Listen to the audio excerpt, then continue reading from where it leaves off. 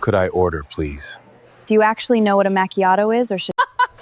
Did you see him picking up those quarters? That was actually sad. People like that don't fit the brand. You created all of these? Derek took my name off every one. That recipe was my... 3 complaints, 3 dismissals, 1 signature. Do you want HR to terminate them now? That man in the canvas jacket was me. Who are you? My name is Marcus I Webb. found it as Kayla. Derek, you're terminated. Keep watching the story and follow Mr. Marcus Stories for more powerful moments. Marcus Webb heard the laugh before he heard the words, and that was the part that stayed with him longest. It was 7:52 in the morning, on a Tuesday in October, the kind of gray Pittsburgh morning where the fog sits low over the Allegheny, and nobody looks up from their phones.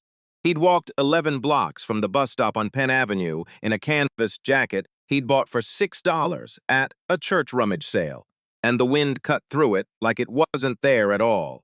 He pushed open the glass door of the Anchorline Coffee Roasters flagship store, the one with his name nowhere on it, though his hands had poured the concrete for its floor, 24 years earlier.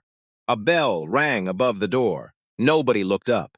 The girl behind the register had blonde hair pulled into a ponytail so tight it looked painful, and she was scrolling through something on her phone with one thumb while the other hand rested flat on the counter like she was guarding a vault. Her name tag said Brittany. Next to her, a second girl in a matching black apron leaned against the espresso machine, twirling a rag she clearly hadn't used in 20 minutes. Her tag said Kayla. Marcus stood at the counter. 5 seconds passed, then 10. A young couple in matching Patagonia vests walked in behind him, and Brittany's head snapped up so fast her ponytail swung. "Hey, welcome in. What can I get started for you two?" she said, and the couple ordered 2 oat milk lads and a lemon scone, and Brittany rang it up with a smile so bright it looked rehearsed for a commercial. She took their card. She said their names out loud when the drinks were ready. She told them to have an amazing day. Marcus watched all of it happen around him like he was a support beam, holding up the ceiling, present but invisible. When the couple sat down, he cleared his throat. "I'd like to order, please." Brittany's eyes moved down from his face to his jacket, to the frayed cuffs, to the scuffed brown boots he'd worn on purpose. It was not a glance, it was an inventory. "What do you want?" she said. Not a question. A verdict already delivered. "A macchiato, please, and a slice of the pumpkin bread, if you have it." Brittany turned to Kayla without lowering her voice at all, as if discretion were a courtesy reserved for people worth the effort. "He wants a macchiato." Kayla snorted into her rag. Brittany turned back to him, speaking the way a schoolteacher speaks to a child who has embarrassed himself in front of the class. "Sir, do you actually know what a macchiato is, or you want a regular coffee? I can keep it simple for you." Marcus felt the heat rise in his neck the way it always had, the way it had for 54 years in rooms, just like this one. He kept his voice level. "I know what it is. I'd like one." She shrugged, punched the order into the register without asking his name, and scrawled 2 letters on the paper cup. BM. He didn't ask what they stood for. He already knew. He paid in cash, 4 crumpled dollar bills he'd folded that morning, specifically so they'd look worn, and Brittany took them with 2 fingers pinched together like she was lifting something off a wet sidewalk. She dropped his change onto the counter instead of into his open palm. 3 quarters rolled toward the edge. He caught them one at a time before they fell. He carried his cup and the slice of pumpkin bread to a corner table, near the window. The same corner where 24 years ago and 11 blocks from here in his father's garage, on Frankstown Avenue, he had welded together the frame of a coffee cart with a $200 arc welder borrowed from a neighbor. He sat down. He took a bite of the pumpkin bread, and it was, without question, the best thing on the menu. Moist and dense with real cinnamon, better than anything the corporate menu had ever officially credited to anyone. He was mid-chew when he heard it. Kayla leaned across the register toward Brittany, and again neither of them dropped her voice, because a man in a $6 jacket wasn't worth the trouble of being quiet around. "Did you see him pick those quarters up off the counter like that?" "That was actually kind of sad." Brittany laughed. "I don't even know why people like that come in here. This isn't a shelter. There's a McDonald's 4 blocks that way. He's gonna sit there all morning nursing one coffee and never tip a cent. They never do. At least he didn't bring a whole family in, Kayla said. Remember that woman last week with the 3 kids running around? I told Derek we need to start filtering better, or this place is gonna look like a bus station. For real, Brittany said. We gotta protect the vibe. Some people just don't fit the brand. Marcus set the pumpkin bread down on the little napkin in front of him. His hand did not shake. His jaw locked so hard he could feel it in his ears. He was not thinking, in that moment, about the 24 years, or the $400,000 Mohant Bawans borrowed against his mother's pension to open this exact store, or the words printed on every single cup that came out of every single one of his 41 locations across 3 states. He was thinking about a coffee shop on Wiley Avenue, where his mother used to take him as a boy, and how the hostess always sat them at the table by the kitchen door. Never once by the window, and how he had promised himself, at 9 years old, that if he ever built something of his own, nobody would ever again be told which seat they deserved. He pulled out his phone. He opened a blank note and typed a single word. Rot. Then he sat there for another 40 minutes and watched. He watched Brittany greet every young white customer in business casual with a warm hey, babe, and a laugh at jokes that weren't funny. He watched her hand, a middle-aged black man, his drink without a word or a glance in his direction, sliding the cup across the counter like she didn't want to risk contact. He watched Kayla turn her back mid-sentence on an elderly woman, fumbling with exact change to take a selfie in the window light. When Marcus finally stood to leave, he left his half-finished macchiato on the table. Nobody said goodbye. Nobody thanked him for coming in. Nobody, in fact, appeared to notice that he had left at all. He stood on the sidewalk outside Anchor Line's flagship store, the one with the motto stenciled in gold on the window glass. Every cup has a seat. And he called his vice president of operations, a woman named Renee Ashford, who had been with him for 19 years and had never once needed him to raise his voice to understand he was serious. Renee, clear my calendar, all of next week. Marcus, you've got the Westinghouse investor lunch Thursday at noon. Clear all of it. I'm going back into the flagship, not as the founder, as nobody. And I need you to make absolutely sure that nobody in that building knows who I am. That night, Marcus didn't sleep. He sat alone in his apartment in Squirrel Hill, a 2-bedroom that was modest by the standards of a man who owned 41 stores across Pennsylvania, Ohio, and West Virginia, and he replayed every second of it. The 2-fingered grab of his cash, the quarters rolling off the counter, the letters B, M scrawled on a cup instead of a name, the word filtering, spoken out loud in his own store about his own customers. He thought about the 31 printed reviews his assistant had dropped on his desk 2 days earlier, the ones that had started this whole thing, reviews from real people, describing being made to feel like trespassers in a business that carried his name on every deed and license. He had built a company on a promise. He was only now discovering that the promise had never made it past the front counter of the very first store he ever opened. At 5:40 the next morning, Marcus stood in front of his bathroom mirror and did something he hadn't done in 3 years. He left his watch, a modest steel Seiko, on the counter. He put on gray thrift store work pants and a faded olive jacket, and he trimmed his beard down unevenly, the way a man looks when he hasn't owned a mirror he likes in a long time.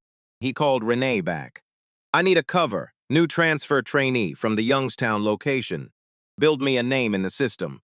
Marcus Webb doesn't exist this week. Call him Ray Dobbins. Marcus, I could have HR and legal review the security footage and have this handled in 48 hours. 2 terminations done. If I fire 2 cashiers, I fix 1 shift, Marcus said. I want to know if the whole house is sick, Renee. Give me 4 days. Before he left, he printed all 40 pages of the Employee Customer Experience Handbook, the one he had personally approved 7 years ago, and read it cover to cover for the first time since it was written. Every greeting standard was there, every service timeline, every complaint procedure. What wasn't there? Was any way to check whether any of it was ever actually followed? No audits, no anonymous line. The entire document rested on a single unspoken assumption that people would do the right thing simply because it was written down as the right thing to do. His mother used to tell him that good intentions do not survive bad management. She had never once been wrong about that. He pulled up the flagship's shift schedule on his laptop. Brittany Kessler and Kayla Doyle were on every single peak shift Tuesday through Saturday, 10 in the morning to 6 at night, the golden hours when the store filled with foot traffic off Penn Avenue. A third name caught his eye immediately because of how it stood apart from the pattern: Camila Reyes, scheduled for 5 clocks a.m. openings and 9 p.m. closings every week for 4 straight months. The earliest mornings and the latest nights, with nothing in between. That wasn't bad luck. That was a decision someone had made on purpose. Marcus drove to the flagship and parked in the alley behind it. The employee entrance was a narrow metal door, with paint peeling off in long strips, no camera anywhere near it. A striking contrast to the perfectly lit Instagram-ready storefront 11 feet away. He clocked in under the name Ray Dobbins at 5:47 a.m. and stepped onto the floor for the first time as a stranger in his own building. Camila Reyes was already behind the espresso machine. 29 years old, dark hair pulled back tight, her apron stained from the opening rush she'd been handling alone. She moved with an economy of motion that Marcus recognized instantly, the same rhythm he remembered having himself 20 years earlier, when every second behind a counter mattered because every second was money he didn't have yet. "Lids are under the second shelf." "Not the first," she told him without looking up. "First shelf's the sanitizer bottles. Mix those up and you'll be tasting bleach in your espresso for a week." At 6:12 a.m., an elderly black man in a heavy wool coat walked through the door, moving slowly, carefully, like his knees had opinions about the weather. Camila's whole face changed. "Mr. Whitfield, oat milk cortado, extra warm?" The old man smiled like she'd handed him something he thought he'd lost years ago. "You remember," he said. "Every single day for 3 years," Camila answered, and she carried the cup to his table with both hands, instead of setting it on the counter for him to collect. "This is the only reason I still come down here," Mr. Whitfield told her. Camila smiled, but Marcus noticed it never quite reached her eyes. "How long you been working here?" Marcus asked her later, during a 5-minute gap between customers. 4 years. Her hands kept moving, restocking cups that didn't need restocking. "You like it?" A long pause. "I like the coffee," she said. And that was the whole answer. And it told Marcus more than any of the 31 printed reviews had. At 10 o'clock sharp, the air in the store changed the way a room changes when the barometric pressure drops before a storm. Brittany and Kayla walked in for their shift, and Camila went quiet immediately, retreating to the back to restock shelves that were already full. Brittany didn't greet her. "Did you pre-stock the oat milk?" "It's done." "It better be." Then, like flipping a switch, Brittany turned to a young white couple who'd just walked in and lit up like the sun had come out. "Hey guys, have you tried the maple pecan macchiato? Honestly, the best thing we've ever made." Marcus blinked. The maple pecan macchiato was Anchor Line's third best-selling seasonal drink across all 41 locations last quarter, and he had never once been told who invented it.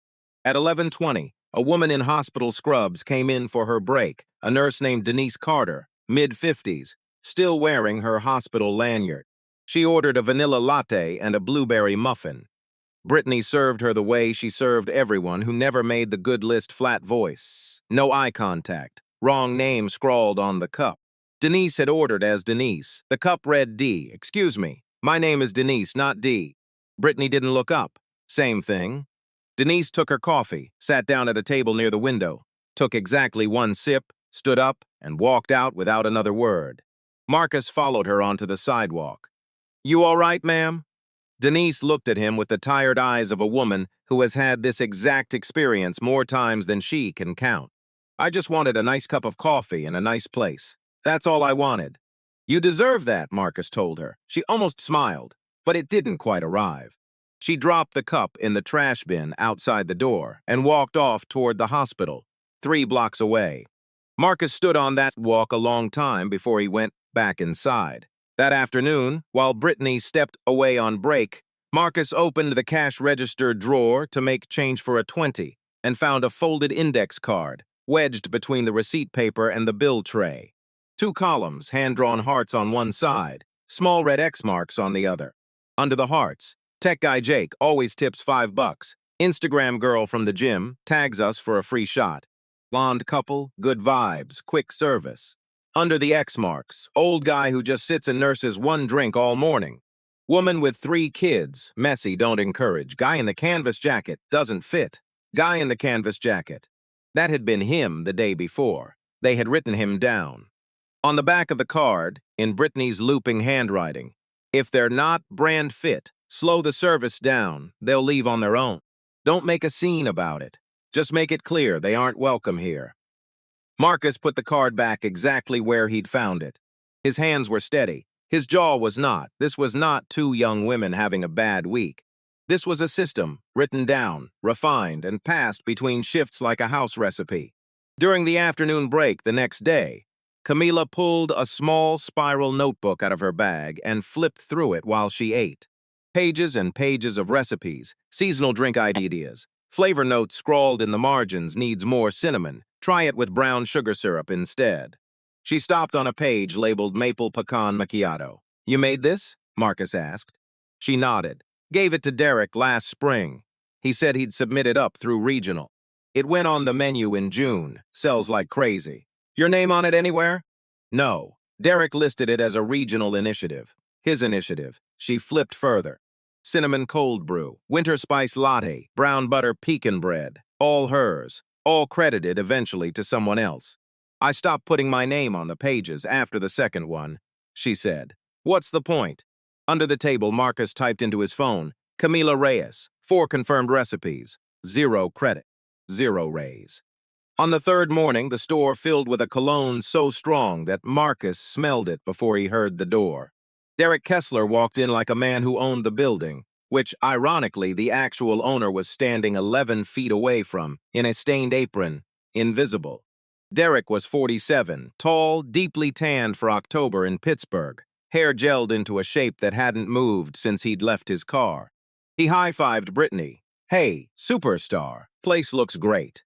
He walked directly past Camila without a flicker of acknowledgement, though she was 6 feet away, restocking cups. He noticed Marcus. You're the new transfer, right? Just stick close to Brittany. She's the heartbeat of this store. Camila's hands did not stop moving, but they slowed by exactly 1 beat, the smallest possible flinch. She had clearly heard some version of this sentence before. Whose idea was the maple pecan macchiato? Marcus asked him. Derek grinned, proud, easy. That one's mine, actually. Regional initiative, back in March. Camila's hands paused for exactly 1 second. A cup tilted off the stack. She caught it before it hit the floor and kept working. That evening, when Marcus offered to help count the tip jar, Brittany shut it down flat. I handle tips. He asked if there was an equal split policy. Policy's policy, she said. But real life is real life. Front of house earns the tips. Back of house gets a support share. When she stepped away, Marcus checked the point of sale terminal. Brittany and Kayla, 81% of all pooled tips over the past 4 weeks. Camila and 2 other back of house staff, 19% split 3 ways for the same total hours worked. He photographed the screen with his phone. The 4th morning before the store opened, Marcus used a masked corporate login that Renee had quietly set up the night before, a routine audit account that left no visible trace back to him, and he sat in the cramped, windowless manager's office behind the break room for a full hour with the door shut. He pulled 12 months of tip distribution data into a spreadsheet on his laptop. Brittany and Kayla's combined weekly average, $431. The chain-wide average for a 2-person front-of-house split. Across all 41 stores, $96. Not double, not triple, 4.5 times higher every single week for 9 straight months. In that same 9-month window, Camila's individual weekly tip share had fallen from $61 down to $9. He pulled Derek's quarterly regional innovation reports next. 4 seasonal menu items submitted over the last 14 months, each once credited entirely to Derek as originator. Then he opened the photographs he'd taken of Camila's notebook and matched dates. Maple Pecan Macchiato Camila's notebook entry, dated August of the previous year. Derek submission, October, 2 months later. Cinnamon cold brew Camila, February. Derek, April. Same 2-month gap every single time. Long enough to look like independent invention. Short enough that he was clearly just watching her work and waiting. He pulled the HR complaint log next. 3 formal complaints filed by Camila Reyes over 18 months. Complaint 1. Schedule fairness, requesting rotation into peak shifts. Status, reviewed, no adjustment needed. Current scheduling reflects operational needs. Signed, Derek Kessler. Complaint 2. Tip distribution, requesting a transparent audit. Status, tip policy is at store-level discretion. No action required. Signed, Derek Kessler. Complaint 3. Requesting formal recognition for 4 recipes she originated. Status, menu development is a regional function. Individual contributions noted internally. No further action. Signed, Derek Kessler. 3 complaints, 3 dismissals. 1 signature every time. Marcus opened Brittany's personnel file last. He scrolled past the hire date and the direct deposit information and stopped cold on the emergency contact field. Name, Derek Kessler. Relationship, uncle. He sat back in the chair. It squeaked under him. Uncle. Derek shielded Brittany. Brittany ran the front counter like a private fiefdom. Kayla followed Brittany's lead without ever needing to be told twice. Camila filed complaints, and Derek buried every single one of them before they could travel a single inch further up the chain. A closed loop, a machine built entirely to protect itself from the one person inside it who kept telling the truth. He walked out into the break room. On a shelf between a box of napkins and a bottle of hand sanitizer sat a small ceramic tip jar, hand-painted with sunflowers on one side and the Anchor Line logo on the other, clearly made with real care. Taped to the front, a sticky note in bubbly handwriting. All tips go through Brittany. See her before adding to jar. Marcus turned the jar over. On the bottom, in small faded handwriting, 3 initials, C. He set it back down, gently, the way you'd set down evidence, because that's exactly what it was. Friday morning, 8 o'clock. The flagship store was closed to customers. 14 folding chairs sat in rows inside the cramped conference room behind the sales floor.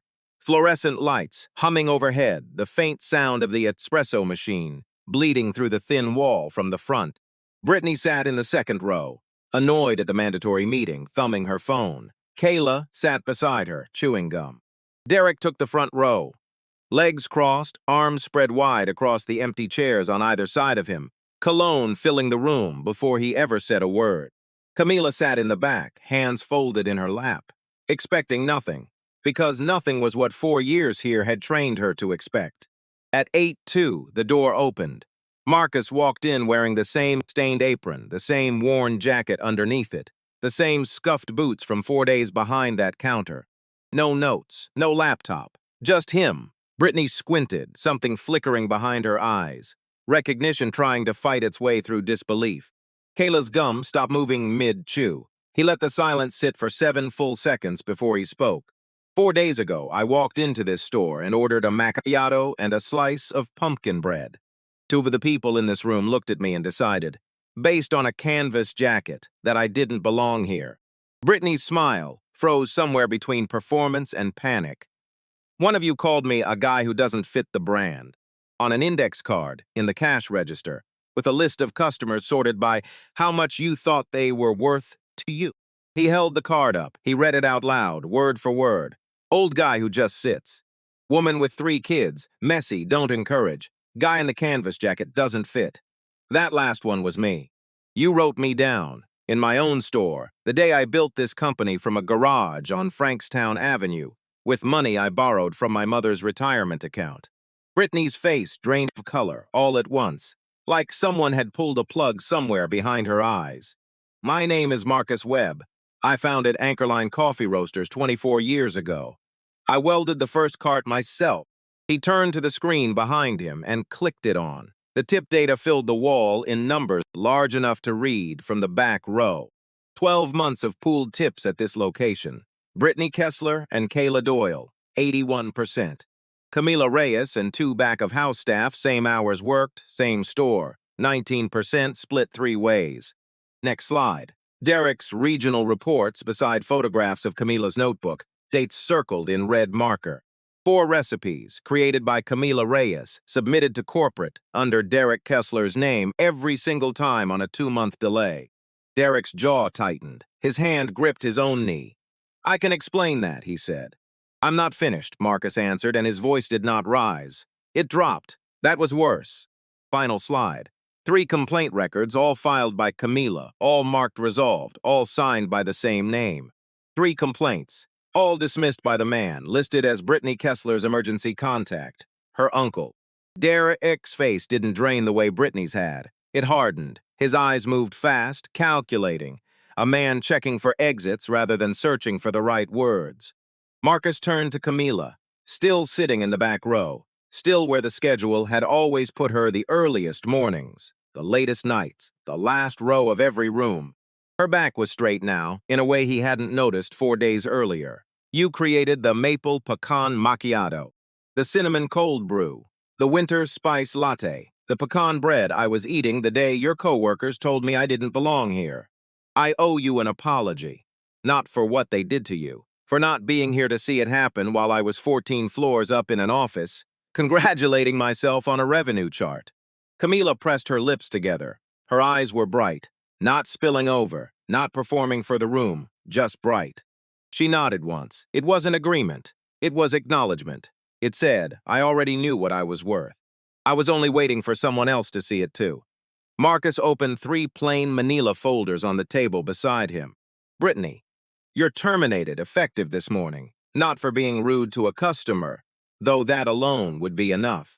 You're terminated for running a documented system of customer profiling and for manipulating this store's tip pool to route 4.5 times the average share to yourself and 1 other employee." Brittany stared at the table. Her fingers locked together, knuckles white. Her mouth moved and nothing came out. "Kayla, same terms. You co-maintained that list.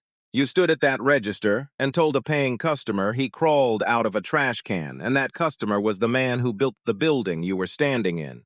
Kayla's chin trembled. She reached for the folder but didn't open it. Marcus turned to Derek last. "You're terminated for filing 4 false intellectual property claims against work that belonged to Camila Reyes. You're terminated for burying 3 formal complaints that came to your desk from an employee you had every reason to protect and chose instead to protect your niece from. This company was founded on the idea that every single person who walks through that door deserves a seat. You built the opposite of that quietly for over a year, and you called it a regional initiative." Derek's nostrils flared. For 1 second, it looked like he might argue. Then he looked around the room and found nobody willing to meet his eyes. Not even the people who used to laugh at his jokes. He picked up the folder, stood, and walked out without a word. His cologne lingered in the room for another 30 seconds after the door clicked shut. Then that was gone, too. Marcus addressed the 11 remaining employees. What happened in this store was never only about 3 people. It was about a system that let them operate. And I built that system, or I didn't build it well enough to stop it. That changes as of this morning. He clicked to a new slide, 4 points, effective immediately across all 41 locations. Transparent digital tip pooling, visible to every employee in real time, calculated automatically by hours worked. Recipe and innovation credit with the contributor's name on the menu, on the app, and a royalty percentage on sales for the first year. An independent third-party HR reporting line that answered directly to Marcus, not to any regional manager. Quarterly unannounced audits, in which Marcus himself, or Renee, or a rotating VP, would walk into a store as an ordinary customer and experience exactly what any other customer would experience, with no advance warning to staff. Then he turned to Camila. "I'm offering you the position of Regional Innovation Lead, overseeing seasonal menu development across all 41 stores. Your recipes carry your name retroactively, and your compensation will be backdated to your first submission." He slid the thickest folder across the table. Inside, a formal offer letter, 18 months of back-paid tips calculated to the cent, and a new name badge. Camila Reyes, Regional Innovation Lead. She walked to the front, unhurried, the same economy of motion she used behind the espresso machine, and ran her thumb across the badge slowly. The way you touch something you've imagined for years, but never quite believed you'd hold. Thank you, she said. 2 words, quiet and steady, not the gratitude of someone receiving a gift, but the gratitude of someone finally getting back what had always belonged to her. 3 months later, the flagship on Penn Avenue looked no different from the sidewalk. Same brick face, same gold lettering on the window. Inside, everything had changed. A handwritten chalkboard by the door read this season's menu, created by our team, with 4 drinks listed, each one bearing a real name instead of a corporate code.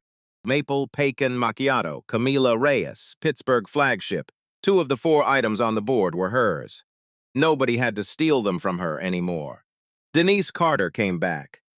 Marcus had tracked her down through an old customer feedback form. Nobody had ever answered, and he'd called her himself and asked if she'd ever want to work behind the counter instead of just visiting on her lunch breaks.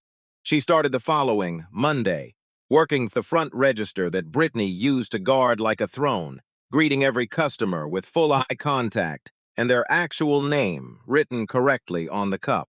Mr. Whitfield came back too. He'd nearly stopped visiting after Brittany began slow, walking his orders on purpose, hoping he'd simply give up and leave. One Tuesday morning at 6:12, a new barista looked up and smiled before he'd said a word. "Oat milk cortado extra warm? You're Mr. Whitfield, right?" He blinked, surprised. "How'd you know that?" "Camila told us who our regulars are. You're at the top of the list." He laughed, short and startled, the sound of a man remembering what it felt like to be expected somewhere. Marcus visited the flagship once a month after that, always through the front door, always ordering like any other customer. On one visit, he noticed a small framed photograph hanging near the chalkboard, black and white. A young man in his late 20s standing beside a welded steel cart in a garage, grinning like he'd just built something that mattered. Underneath it, a small brass plaque. "Every cup has a seat. Marcus Webb found her." He asked Camila who had put it up. She only shrugged, the same shrug she'd always given, but lighter now. The team thought people should know where this place came from. He ordered the pumpkin bread that day, sat at the same corner table where he'd frozen mid-bite 3 months earlier, and this time he finished it. If you've ever walked into a place and been made to feel like you didn't belong there, even though you had every right to be, your story matters. And I'd genuinely like to hear it. And if you've ever been one of the people standing in that line, watching it happen, saying nothing at all that's worth sitting with, too. Building something that lasts isn't about the storefront or the logo on the cup. It's about who gets to sit down without being told which seat is theirs. Thanks for spending this time with me. If this story stayed with you, I'd appreciate you sticking around for the next one. Dick Lehner, This Story, is a work of fiction created for entertainment and educational purposes only. All characters, names, businesses, and events depicted are entirely fictional and do not represent any real person, living or dead, or any actual establishment. Any resemblance to real persons, organizations, or events is purely coincidental. This content is intended to explore themes of human dignity, workplace ethics, and social justice through narrative storytelling. It does not make factual claims about any individual, company, or institution.